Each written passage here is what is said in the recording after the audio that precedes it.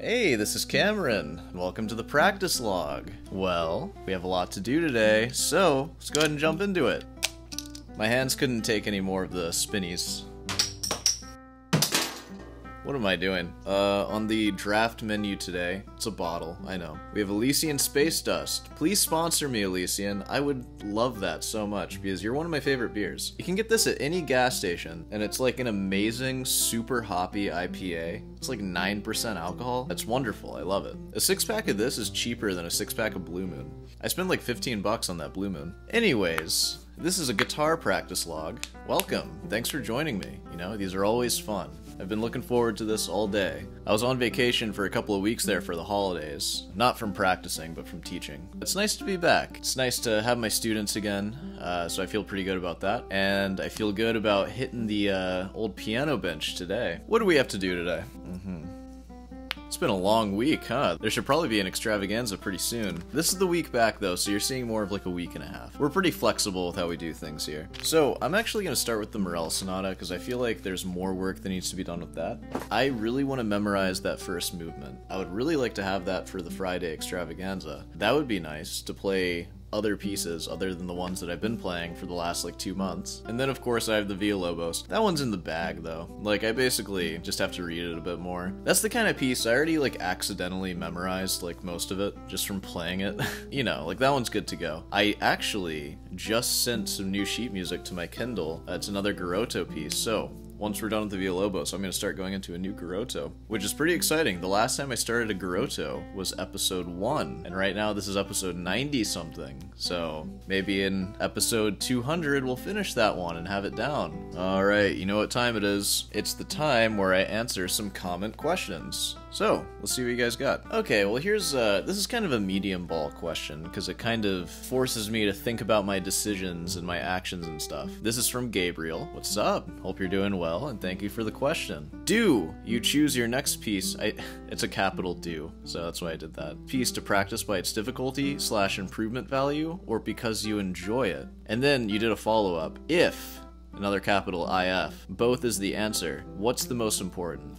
Well, let me clear this up. If you ask me a question like that, I would never just reply with both and just leave it at that. That's not the kind of guy I am. I hope I don't come off as that. I get what you're saying, and I'm gonna answer your question. So here's my criteria right now. I kind of have like multiple categories of pieces that I want to learn. So you see like in the morning sessions, I study Bach. And I will always study Bach, no matter what. It doesn't matter which Bach it is, I'm always going to be working on some. Right now it's BWV 1001, and that's kept me pretty busy for like almost 100 episodes or so. But I promise you, once I finish reading through the Presto, I will move on to a new sonata and start reading that while I work on the old sonata, just because I want to keep that going. So that's there, and that's not because I enjoy it or because it's like improvement value. That's just because it's Bach, and that's just what you do. You know, you just learn Bach. Alright, so below that, my next criteria is, first, do I think it's cool? So that's like a pretty big deal. So yes, I guess the enjoyment factor is a big part of that. But secondly, can I use it as an audition piece? That's kind of what I'm focusing on right now. I'm kind of learning like mainly from the traditional canon. I may get more into like modern pieces later in life as I advance. But right now, I'm just trying to learn all of the repertoire that is common for the classical guitar. So I guess the most important thing is that I could use it as an audition piece for grad school, and I also have to enjoy it. I figure if it's those two things, it will automatically make me better. So like I picked the Morel Sonata just because I like the Morel Sonata. I heard the third movement in particular, and I was like, that's dope. I don't know, when I get a sonata, like I don't like just learning one movement of it. I might as well just learn the whole thing, right? I like learning like a wide range of music. So right now, morning is kind of earlier, like Baroque and classical, and then nighttime, as you can see, that's more romantic, modern, and also like later Latin, bossa nova, and earlier. So that's kind of how I like to do things. I like working on like a wide range of stuff. But yeah, all the music I play I enjoy, and it's all stuff I could use as audition pieces. That's pretty much my criteria. Hopefully that answers your question. Maybe we could look at one softball, since that didn't take too long. Alright, how about this? This is a pretty softball one, so I'll answer it. This one is from William Barabannitz. Hope you're doing well. Would you list your gear? Guitars, amps, strings, chords, etc., please. I'm not gonna list all the chords that I play. I'm not sure what you mean by that. I'm just joshing you, William. But guitars, amps, I also don't use amps. This is a classical channel. But how about this? I will go over my guitar and my gear that I use for recording, because that's kind of interesting. Well, first off, I have a Cordoba C12. I believe this is cedar or something like that. And on it, I have Diodario. Somebody corrected my pronunciation. I still don't know how to say it. Diodario strings. It's pretty nice. It costs like $2,200. Was it worth it? I don't know. Kind of just an in-between guitar until I get like a luthier made one, which I would like to do at some point, but just not right now. Alright, now, the gear that I use for recording. Let me show you. This is actually at an opportune time because I just kind of changed my setup a bit. So this, let me introduce you to Megacart. Alright, so this is layer 1. I have my 4TB SSD and my hard drive there. That one's 2TB, I think. And my computer. You saw the unboxing of this computer. Alright, let's go to layer 2. We have a big ol' audio interface. Look at that thing. I have to like tap it with my foot because I'm always tapping the stuff I show off. Yeah, it's kind of overkill for what I'm doing. As you can see, I only have one mic plugged in. But what if I ever want to record like a drum set while I practice? I don't know. And then layer 3 is the power. That's how I hook everything up. There's an extension cord running over there somewhere. So this is my Mega recording cart, and wherever I carry that, I am able to record. Pretty cool. Probably not the most efficient thing ever, but it's what I do, so whatever. Alright, let's get to practicing now. So, see you at the bench. Like I said, I'm going to start with the Morel Sonata. I'm going to start with the first movement and try to work on memory mainly. And then of course the third movement, and maybe we'll start looking at the second movement. Whoa. Could you imagine that? I don't know if I can, but I'll see you on the other side.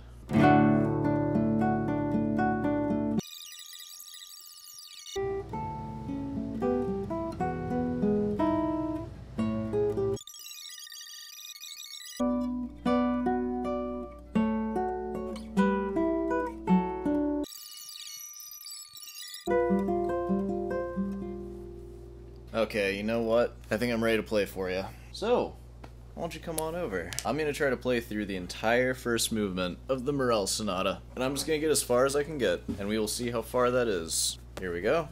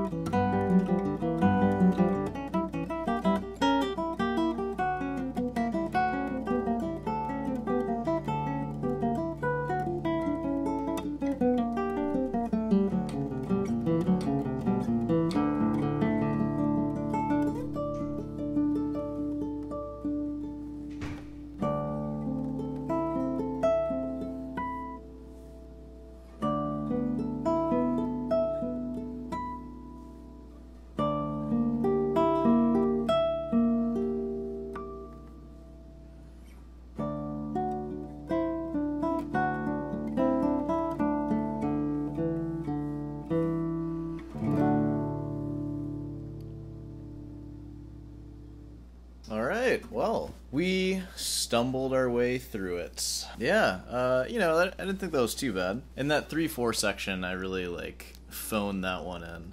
I'm gonna look at it tomorrow. Oops.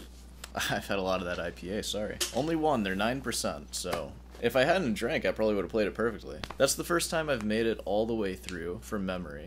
Even though, like, there were a lot of wrong notes and a lot of flubby-wubbies. We'll work out the kinks later on. Alright, well, let's take a little bit of a break. I've been at it for a while. So, let's do something else. I guess now would be a good time to watch a couple of scenes from our Segovia documentary. Even Stradivarius had made guitar, but very pretty and very small, maybe for girl belonging to the high society who didn't know how to play it. Most people don't know how to play guitar, though, so that's not really fair. I like to think that if I belonged to high society, I would have a tiny, pretty guitar also. I would know how to play it, though. Then even Sor has a very small guitar. The size and the shape of the present guitar was Torres in Almería. Shout out to Taurus. And ever since I became an international artist, all the maker of the guitar tried to make guitars really more powerful. My first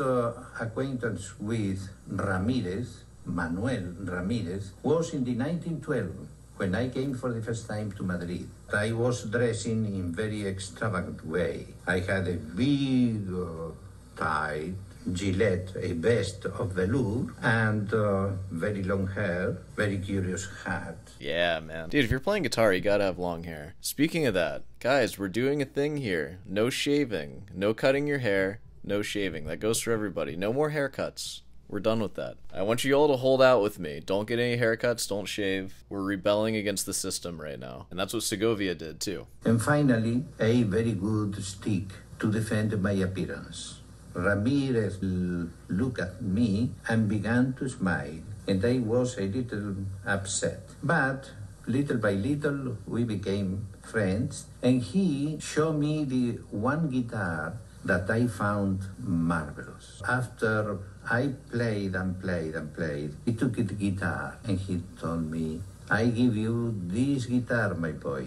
I answered with a gesture indicating that I had no money. And then he told me, pay me the guitar without money, but by making it famous all over the world. I played the guitar for 30 years until Hauser, the man from Munich that made the first foreign guitar that I ever played, sent me one, and this one I have played after the Ramirez until about 6 years ago. And finally, the Fleta and Ramirez are providing me with new guitar. Fleta is one of the greatest luthier ever bought. It's a pretty interesting story there. Like and subscribe, everybody, so I can get one of those. A Ramirez and then a Hauser. What is it?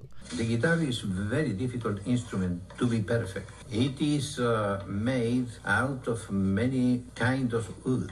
It is, so to speak, a kind of synthesis of the forest. God, that's so beautiful. It's a synthesis of the forest. You heard it here first. Wow, this is really interesting. This Segovia guy has some interesting stuff to say. Who knew?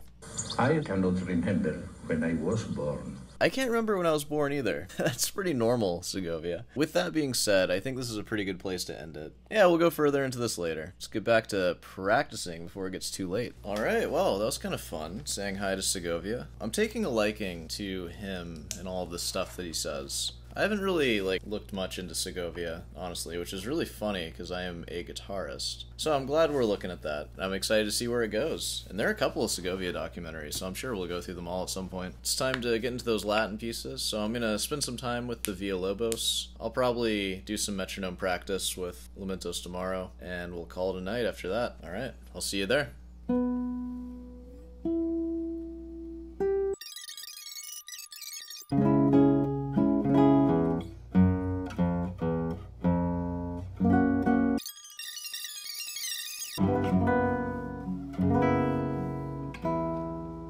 Okay, well, how about this? I'm tired, so I'm just gonna perform the Villalobos Prelude 2 for you, because why not? Yeah, I've been putting you in the performance position quite a bit today. Depending on who's watching, you're welcome or sorry about that. I've mostly been working on the Villalobos Choro. I mean, you just heard that, I feel like. And I'm not going to play anything new, really. And that new section still kind of sucks. So I'll play it next time. It'll be just a better experience for everybody. Here's the second prelude. I'm just going to try to have fun with it.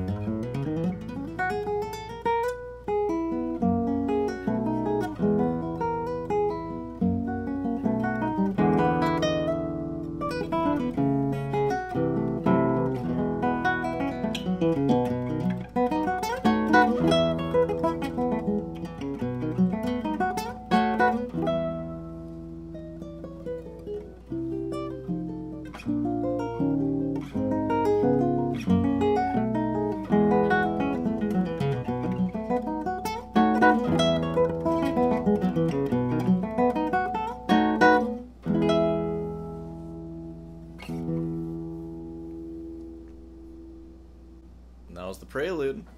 Yeah. What'd you think of that? Pretty good, right? Okay, let's end this session. Oh, whoa. Sorry, neighbors. All right, well, that was a pretty good one, I think. Yeah. Well, if you enjoyed that, and if you made it this far, be sure to subscribe, leave a like, all that stuff. If you have any questions about anything, be sure to leave a comment, and I'll answer it in the chair over there. Well, that pretty much covers everything. I'll see you tomorrow.